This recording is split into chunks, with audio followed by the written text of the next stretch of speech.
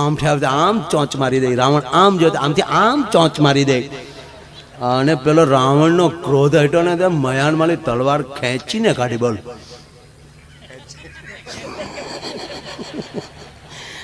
એક જટાયુને મારી તો આકાશમાં ફેંકડા ફેંકડા લે. અરે તને યારું આપણે બાપુ રામ અવતારમાં મહિલા મોરચો નહોતો, નકર હું સુરપંખાનું નાક કાપીએ કાંઈ. તરત મહિલા મોરચો આખો ઉપાડો લે, અમારા નાક કાન કપાયા છે, સરકાર કા ધ્યાન નથી દેતી. તેથી મહિલા મોરચો નહોતો. મહિલા મોરચો 5,500 વર્ષ પહેલા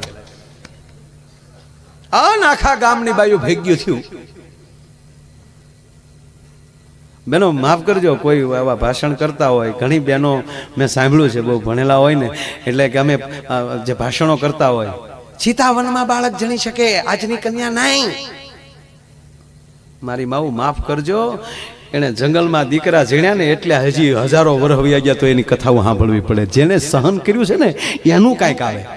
2 દીકરીઓ કોલેજમાંથી બહાર નીકળીને વાતો કરતી જતી હતી. એ કે તે રામાયણ કરે વાંચી કે નહીં? કે સાંભળી છે ઘણી વાર.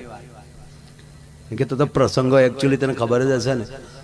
એટલે ખબર તો હોય જ ને, રામાયણના પ્રસંગની કોને ખબર ના હોય?